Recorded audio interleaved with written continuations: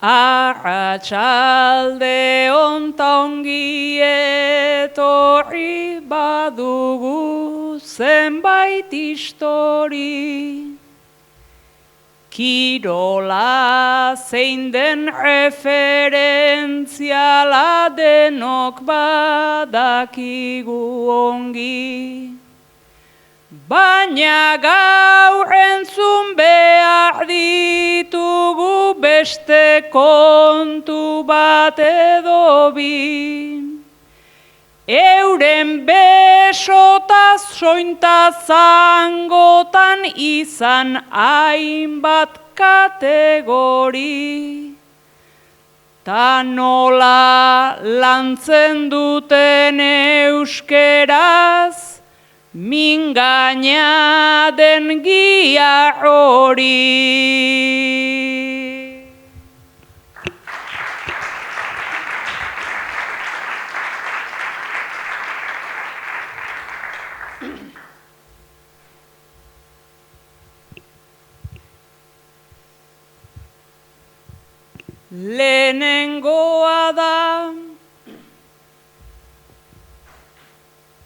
Lehenengoa da Iñaki Artola ta urreratu dadila.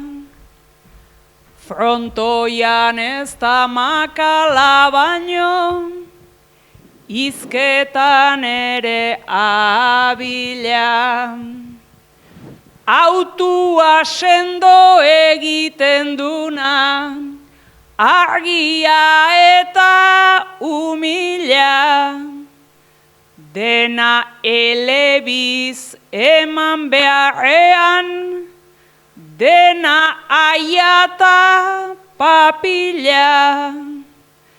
Ez dakiena esigituaz, ura hurbildu dadila.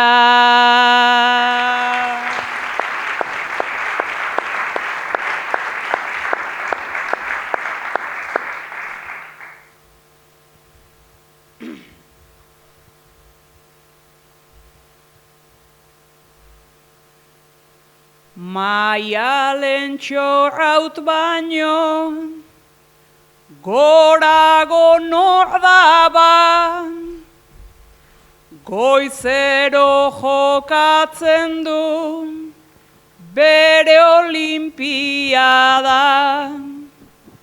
Urbizitan ja egan joaten dena ara, eta hizkuntzak ere, ejemplu euskara, korrontea behar du, bizituko bada.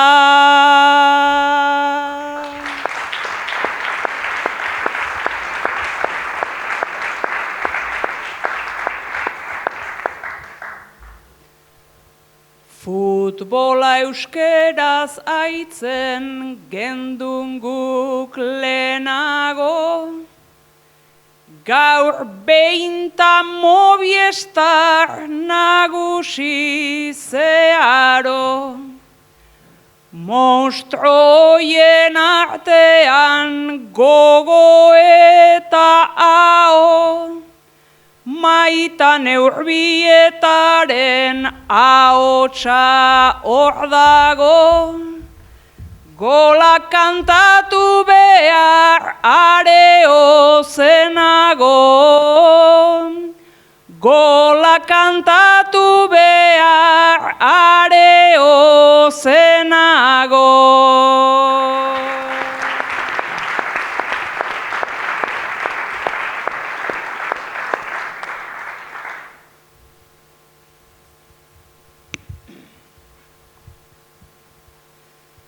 Ta Hernaniarra edo herritarra bera, goazen zubipe pasa eta landarera. Errukbiak badauka iruditankera, nola joan daiteken aurrerantz euskera. Aldamenekoekin ta danak batera, aldamenekoekin ta danak batera.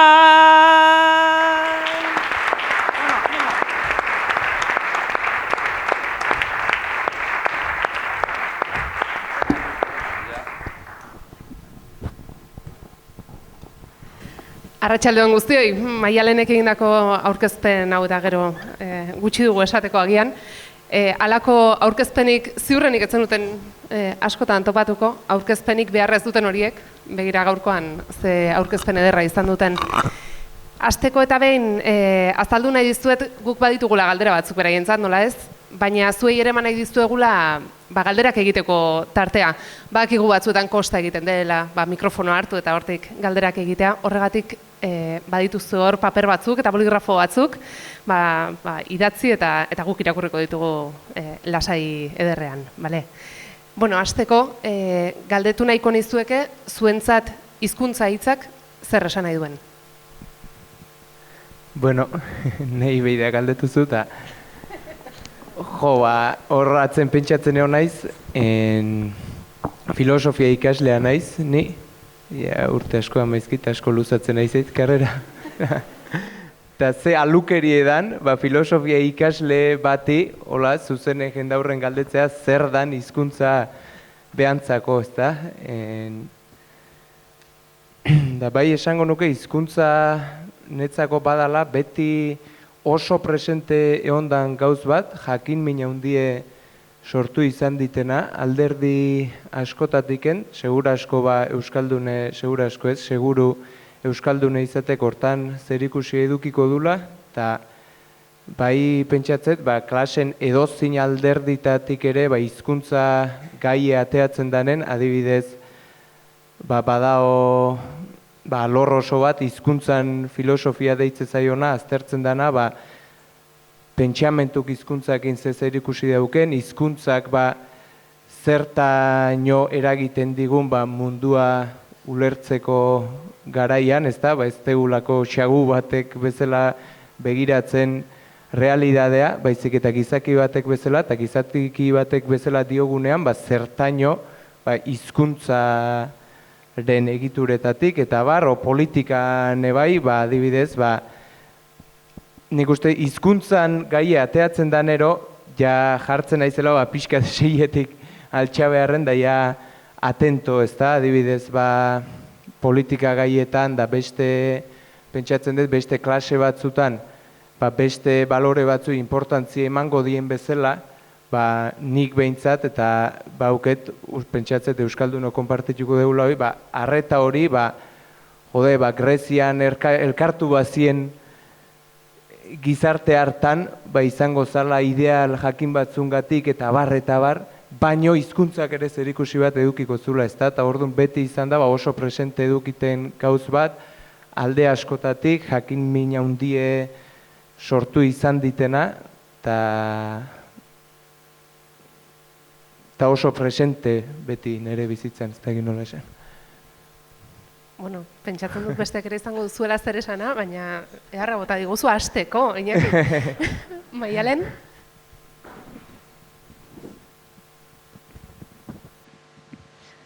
Hizkuntza zer dan?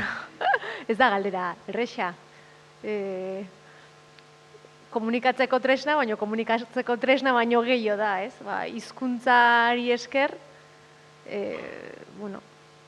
gauza asko elkar banatu ditzakegu eta gauza asko sortu ditzakegu eta egin ditzakegu.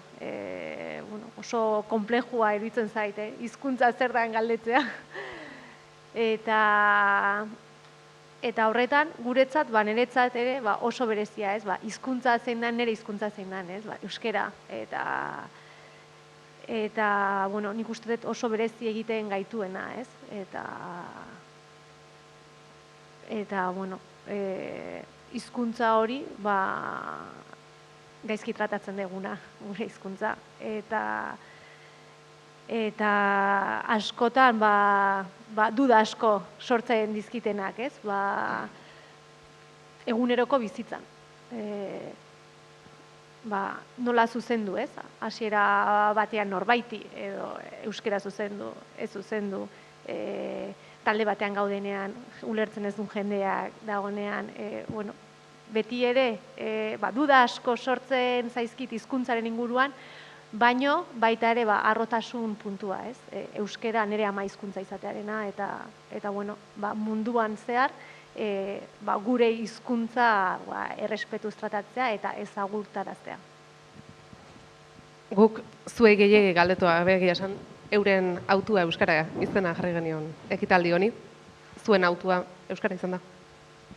Bai, txikitatik etxean ere ama hizkuntza euskara izan delako, euskaraz bizi izan garelako, eta txikitatik ikasketak ere euskaraz egiteko auto izan genuelako, eta gero hortik aparte, balan egiterako garaian ere, nire kasuan sorte hori izan nuen, Euskal Irratian hasi nintzelako, nire hastapenak bertan hasi nituen, eta hortxe jarraitzeko aukera daukat, euskarari helduta eta euskara harrotasunez uhinen bitartez zabaltzen. Eta egia esan euskara bai da harro egoteko, ez? Euskara azkenean euskaldun egiten gaituena, gure erraminta da, gure tresna da, batzeko balio du, naiz eta askotan sentitzen garen pixka bat baztertuak euskara erabiltzen dugulako, eta oztopo eta arazo asko izaten ditugun arren, harrotasunez jarduten gara euskaraz.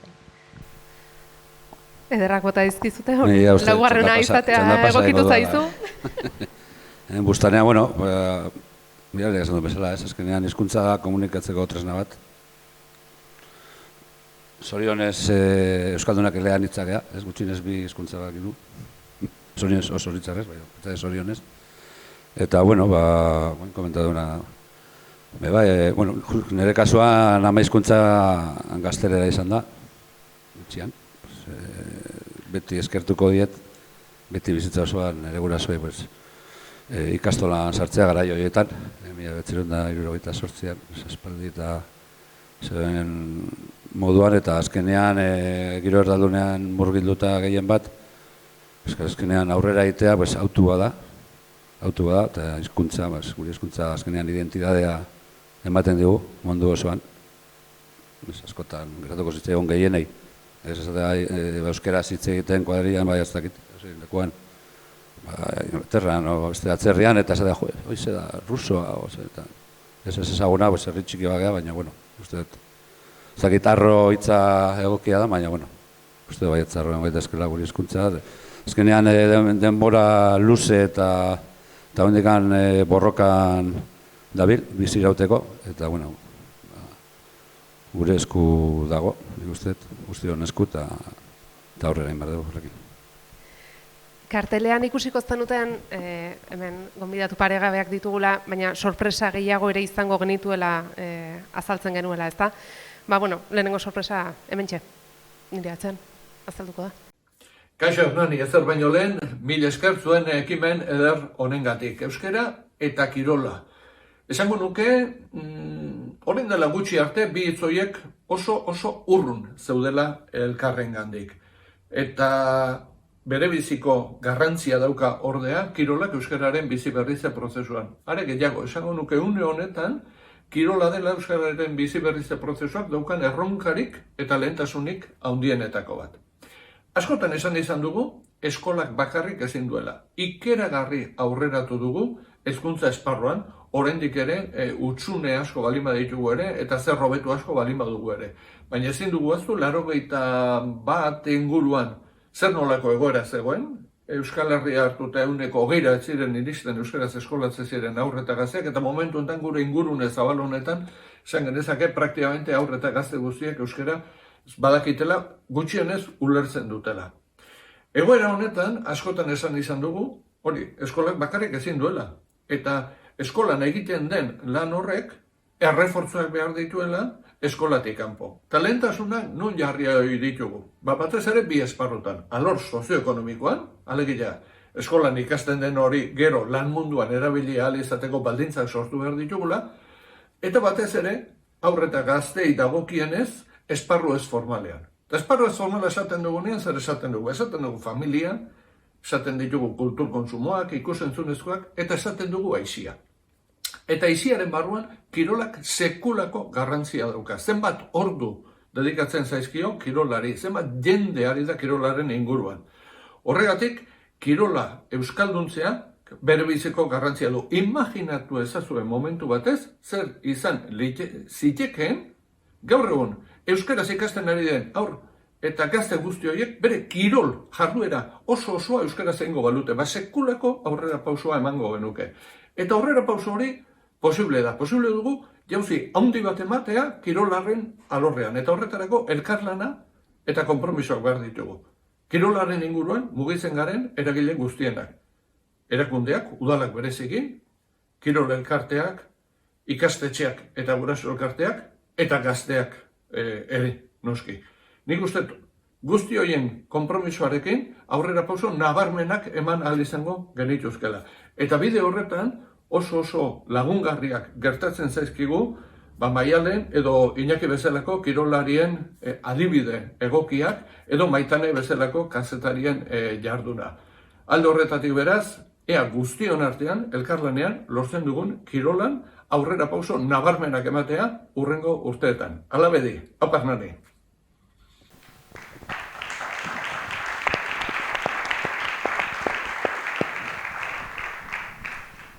Bueno, Kike Amonarriz entzun duzue, esanaz lehentasun handienetako bat kirola dela etorkizunera begira. Askotan aipatzen da erreferenteak behar direla gizarte honetan, besteek ere urratsuerak egin ditzaten, eta zuek bazarete askorentzat erreferente, hurrengo galdera euskara zer den zuentzat.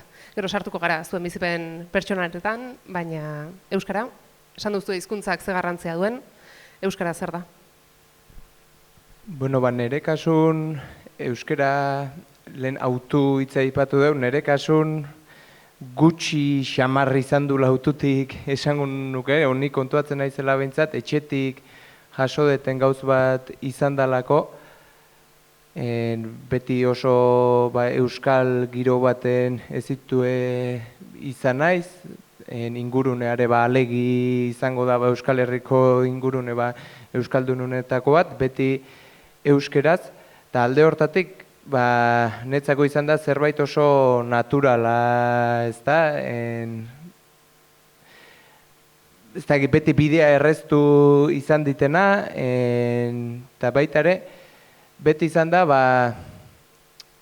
burrukatu beharreko zerbait, zentzu bat emate ziona gure egunerokoi, eta pixka zaku hortan pelota ere, zaku hortan jasoko detela esango nuke, beti pelota eskolan da ezautu den giroa eta hoi izan da, hemen pelotan gabiltz, euskeraz gaina oso ingurune euskaldun baten bizi izan du pelota eskola, eta gainetik honek eskatzen du konpromiso maila bat, eta nik uste zaku beren jaso ditutela alde hortatiken,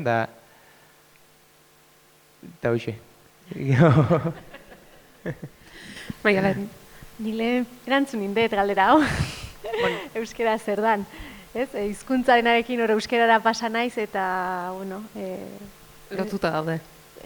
Lotuta daudela hizkuntza eta euskara. Bai, hori da, eta hori da esan detena, eta batez ere, momentu hontan, ni ikastolara joan nintzen, nire amarekin beti euskeraz, nire aitak etzikin euskeraz, baina hala ere etxean euskaraz hitz egiten genuen, aitarekin ez, noski.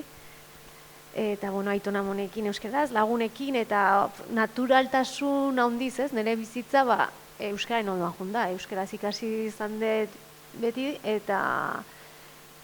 eta gero, iritsi izan momentu bat, Kataluniara joan izan bizitzean, bizi izan naiz, alabaan izan nuen, eta alabari beti euskeraz hitz egin izan diogu, esaten genulako, gure hizkuntza hori izan da, zepena ez, berak ere zera matea, eta berak ere hizkuntzara emantzun.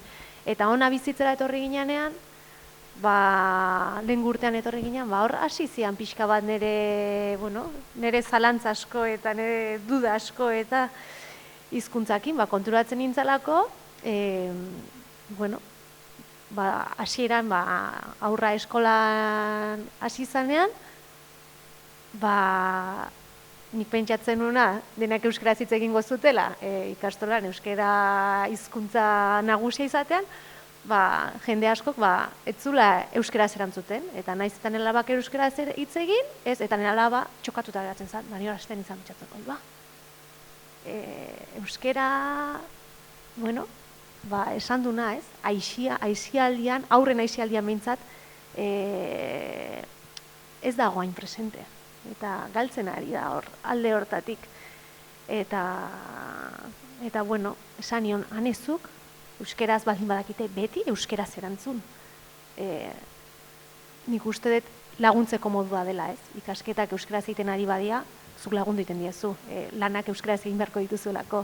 Eta bueno, nik uste dut hor, txingurrian lanarekin, askotan uste deguna baino gehiago egin dezakegula, ez? Eta, bueno, hasieran asko erderaz erantzuten zioten, eta orain lagun guztiek euskeraz erantzuten diote beti. Eta bueno, dinamika hori sortu zuen, ez? Eta, bueno, hori bezala, beste duda asko eta etorri zantzaizkit, ez? Euskaraz dakien bati, betidanik euskeraz hitz egin izan diot, eta hemen kontuatu naiz, askotan ez eta batek euskaraz jakin ez duela euskaraz erantzuten, eta orduan geratzen naiz, orain nola erantzun behar dut. Eta, bueno, kanpoan bizi nintzanean dena errexago egiten zitzaidan odena gestionatzeko, eta orain jende berria ezagutzen eta ezagutu berri izan daitela duda asko sortu zaizkite hizkuntzarekiko, euskara hizkuntzarekiko. Zer pentsatu ematen du kontatu duzunak, ez? Kataluniara joanetan zure alabari euskaraz hitz egiteko autua egitea, eta hemen ikastolara eramaten dituzten aurra askok, beraien artean gazteleraz egiteak. Bai, eta oso kuriosoa dena iruditzen zaitena da, aurroiek etxean euskaraz hitz egiten dutela, ikastolan euskaraz aritzen diala, eta batean parkean jolasten hasteko orduan, hizkuntza aldatzen dutela, ez? Aurrekoan Kike Amonarrizek berak esan zuen, anekdota bat kontatu zuen, ez da agian gaia, baina bota egingo dut. Entzun zituztela behin ume batzuk gazteleraz hitz egiten kalean, eta joan zitzaiola heldu bat esanaz, ea zergatik ari ziren euskeraz, ea zergatik ari ziren gazteleraz, euskaraz hitz egiteko, eta ume horien erantzuna izan zen gurasoetara jolasten ari zirela. Hortikan etorriko da bai, gure isla da, izango da, noski. Maitane? Bueno, pixkat Maialenek tiraduenari horretatik tiraka eta Iñakik ere aipatu du, ezta, euskara borrokatu behar dugun hori dela, eta nik uste dut baietze oso gurea da, ahalegintzen gara euskaraz bizitza egiten, baina nahikoa da taldetxoan erdaldun bat tokatzen bada aurren kasuan ere, nik nire seme-alabekin borroka berbera izaten dut, nahikoa da taldean bat egotea inguruko guztiak gazteleraz hasteko, eta borroka, etengabeko borroka bada, azkenean, ez duzulako nahi hori galtza eta transmititu beharreko zerbait dela iruditzen zaigulako, ez da? Azkenean, gu euskara hutsean hasi izan gara, ni eskola publikoan ikasitakoa naiz, jende erdaldun asko izan dut inguruan gazte-gaztetatik, baina oso garbi izan dut, txikitatik erakutsi didatelako zer den nirea, zer den gure nortasunaren parte eta zer den euskalduna izate azken finean. Eta nik badaukat hori oso garbi, eta bai nahi diet hori helarazi nire seme-alabei, baina Maialenek eta Iñakik aipatzen zuten moduan, borrokatu beharreko zerbait da, eta lanean jarraitu behar dago, ze ikusten duzu segituan jaten gaituztela. Jose Kurut? Bueno, lehen aipatu dut, ez? Azkenean euskara gure hizkuntza da. Mendeetan luze zapalduta eta jasartua, eta hala ere bizi irautzea lortu duna, ez? Da hizkuntza bat, esan duena, bidaiatzeko ez du balio, euskarak inizia jun Inglaterrara inora, euskararetik kanpo, ez, oinarrian. Baina, bueno, bizi iraundu, azkenean igual oso euskorra gehalako ustakizatik, baina, bueno, bizi iraundu, eukidu bere garai hobeagoak, okerragoak, oain zirudenean ja dana konponduta zola, ez dago, lan ondia falta bendikan normalizazioa heltzeko, eta, bueno, sarria aipatukoet, Esan zuenean, euskera dela gure territorio libre bakarra, ez? Eta agian euskera da, egia da, ez? Jarraian, bizipen pertsonal horietara jo nahiko nuke, hasi gara bizipen pertsonal ezizketan, baina lehen esan dut, ez dizuegula galdetu euskara zuen autua ote den izenburu hori jartzerakoan, baina badaude titular batzuk, jarrera batzuk erakusten digutenak agian baietz. Iñakiren zerbait badugu pantailan jartzeko? Bultatzen partidu normal batea, kanpionatuko partidu bada, eta horra aitzekik ez da, ez bait nerea ematen, ez da lesion aitzekik ez du balioko, ze batzuk kanpionatutik kanpo agatu dira, eta ni jokatzea erabaki baldin baet, bada irabaztea atetzeko. ETB-en egindako elkarrizketa bada, ETB-ko kazetariek normalean galdetuko dizute euskaraz eta jarraian gazteleraz, ETB bat eta ETB birako, kasu honetan ETB biko pasarte bada, eta itzulita daude zure hitzak, zuk galdera guzti horiek euskaraz erantzuteko autua hartu zenuelako, ez da Iñaki? Bai, alaxe izan zen, nik egia esan, hasi berritan burune bilkin, ez da, egunero, persona bezala ingen hitzazken gauzetatik aparte, pixkat erreferentzialtasun hoi onartuta eta txurtuta geon burui, hortiken zein genezaken, da gauzetako bat izan zen erabaki hori, ez da, ETB-i ikusita pelota mundu ez, zertaino euskal mundu ezan,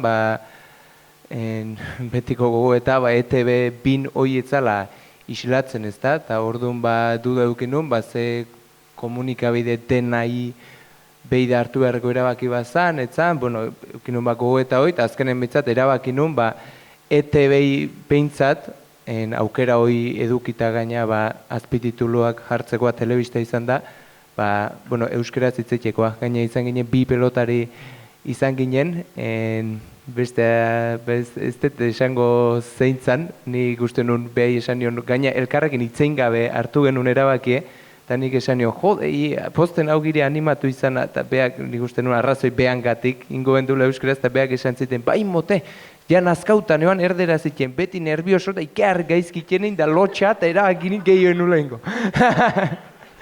Arrazoi desberdin xamarrako erabaki behartu genuen, eta gero goatzen naiz, oso denboa gutxin, handi gilabeteago,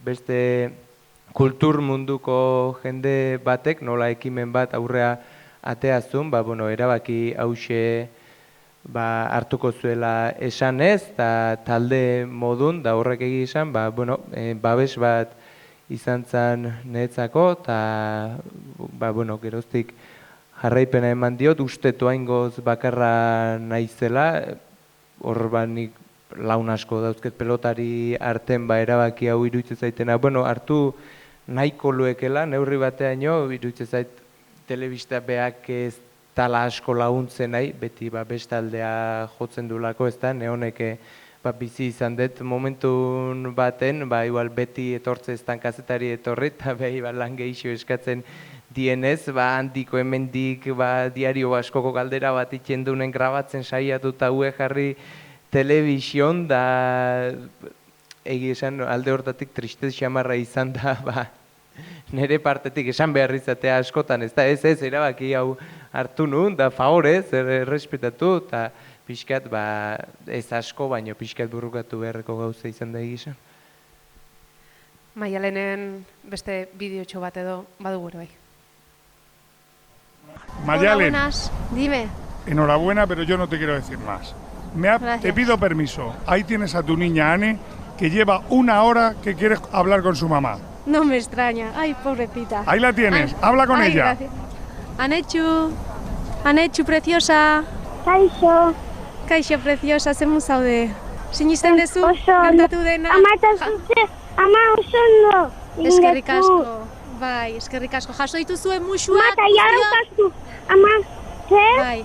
Jaso dituzuen musuak, pila bat bota dizkizuet, Denontzako, gehienak zuri, baino denontzako ziren, Konpartitzeko. Ama, baino gauza bat. Esan. Jaditizu 3 dominak daukaztu. Murrea, plata eta bronze. Denak, gezurra dirudi, bai, ez dut sinisten, Magia, ez dut sinisten. Ez dut sinisten. Preciosa, ja, bihar hartzen dute gazkina, bale? Bihar gauean, eta ikusiko gera segituan, bale? 29an. Zuek orain ospatu, bale? Ospatu fuerte, bale, ane? Ospatu zazu eta ondartzen da ondo pasa. Ama, jungo gera, bai, baina ama, jungo gera piraguan egintzera. Ole, hori. Horren zuten dugu eliteko kirolari bat, domina bat irabazi berritan, ama bat, emakume bat, eta euskaraz.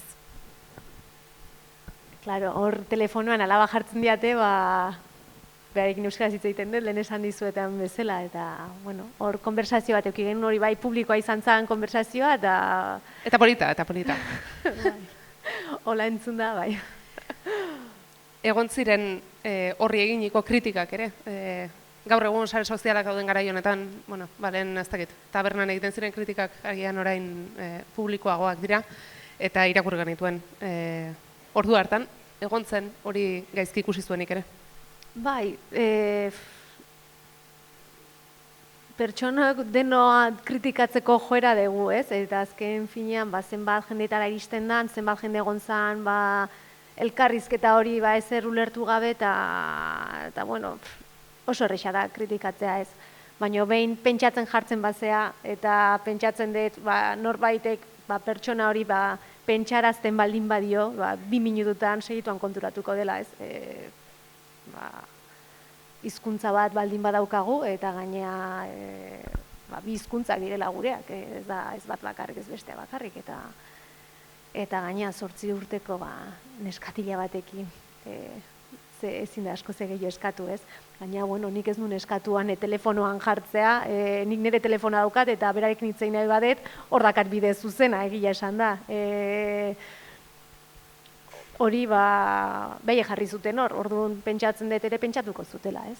Eta, bueno, saiatu, bastante hitz egin genula ikusten dut, nik uste nulenago moztu nula konversazioa, egia esan da. Alabarekin euskaraz egiteko autua hartu zenuen, baina aurretik ikusi zaitugu prentsaurrekoetan, olinpiar jokoetan ere galderak euskaraz erantzuten. Bai, noskin nahi norbaitek, nire gana norbait euskaraz zuzentzen bada. Nik euskaraz hitz egingo diotez, eta, bueno, gertatu zen Rion 2016ko, bueno, joko olinpiar horietan, prentsaurrekoan hor bertan, euskeraz galdera pare bat egin zizkidatela, eta euskeraz erantzun nitula, eta badirudi ez, olinpiar joku batzutan lehenengo aldia izan zala, ez, ofizialki euskera hizkuntza, ez, entzun zana.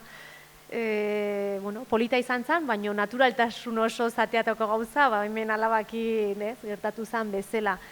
Eta, bueno, ez zegoen itzultzailerik, eta, bueno, erdera gaztelerara eta inglesera, ez dakit, ez batzen oso ondola gertatu zen, baina, bueno, hor geratzen dian anekdota txikiak. Barkatu? Erantzun horiek guretzat bakarrik izan zirela orduan. Guztiontzat gero itzultzailea zegolako, eta itzultzailea, ni gero gazteleraz berdina erantzun nun, eta hor itzultzailea egon zen, orduan, bueno, euskerazko erantzuna mundu guztira zabaldu zen. Maitaneren ere, badago Maitaneri buruzko zerbait pantaila honetan. Inigo Martínez baloiarekin zelai erdian Merinok berreskuratuko du Realarentzat, barruko base bikaina Porturentzat, portuarean sartu da, portuarean dago penalti. Eindhovenen gaude eta 9etatik aurrera Realak PSV-ren kontra Europako bideari ekingo dio hemen, eta Euskadi Irratian Satrailanak Maitane Urbietak egingo ditu. Antza Europa Ligen emakume bakarra lan horietan, marka da gero. Bai, gaur esan didate, eta bai, hori horrela baldin bada, marka da. Egia da inguruan ez ditugula emakume asko ikusten, futbol partidak ematen, bueno, honek ateak zabaltzen dituen, eta ez den hau albiste izaten. Futbolean, pelotan, satarailanak egiten, gaur Realarekin, noraino iritsiko da Reala Europa Ligen? Bueno, zaleak iritsi dira, hori lehen albistea, iaz Napolin eta Turinen izan ginen, eta kolore txuri urdinik etzen ikusten, eta pobre xamarra geratzen zen kontua. Bueno, Sevillak niri oroitzapen oso goxoak ekartzen dizkit, finala Sevillan da, bueno, zerbaitik ez dugu amestuko, ez da? Baikor, beti bezala, Maitane Urbieta 9etatik aurrera, Euskadi Irratian, EITB Kirolak. Ze polita izaten den, zu golak abesten entzutea. Benetan guk oso gustora entzuten ditugu zure partiduak. Zu Eskerrik asko. eskainetako partidu horiek bai. Zuk lana, esan duzu lehen, Euskadi Irratian egin duzula beti, eta euskaraz egiteko aukera izan duzu. Ez dakit horrek zailtasun asko jarri dizkizun bidean, izaten direlako ez, momentu batzuk, Zailtasuna baino, komplikatuagoak. Bai, askotan mugak jartzen dizkizu, kirolaria espaldima da euskaliztuna, lehen muga hor daukagu, elkarrizketaratzerako garaian ezin dugulako edonorengana iritsi, baina bestelanik ez diot ikusten gainontz muga askorik egia da, inguruan dauden kazetari askorekin hitz egiteko aukera daukasunean, sentitzen duzu eurentzat txikitxo bezala gelditzen dela gure eremua, ezta? Baina zuri euskaldune bakarrik ulertzen dizute, ez zara jende gehiagokorengana iristen. Nahikoa daukat horrekin, baina batzuentzat hori gutxitxo bezala da, ezta? Sentipen hori jaso izan dut, ez? Gutxietxe egingo baligute bezala, ez garelako mundu zabalera iristen, gazteleraz lan egin dezaken beste kazetari bate bezala. Nik horri ez diot inolako garrantziarik ematen, eta hor, aipatuen hori Europa Ligan emakume bakarra izatea, arrotasunezko zerbait baino gehiago esan izan dut, kezka iturri iruditzen zait, baina bakarra izan, eta euskeraz aritzen dela jakiteak, horrek ematen dit, horrelako, arrotasun puntu bat. Beti behar izaten lehenengoa, urrengoak jarraian etor daitezen, beraz, izan da, azkeneko urtea emakume bakarra dagoena. Hori da. Eta Jose Gurutz, zuri buruzko zerbait ere, hemen badago? Rubia ez da oso garantzitsua etxura. Hortxe argazki bat. Argazkia, bai. Eta argazki... Arteko internatzailearen borondatez. Baina hau eskuz. Lurralde eta lurraldekideen indarrak gora altxa izan zuten. Mantentzea amets. Euskara guztiak netartzeko borroka eta talka ugari. Eta gero, denen indarraren beharra izan zuen. Baina oraindik hankak lurrean.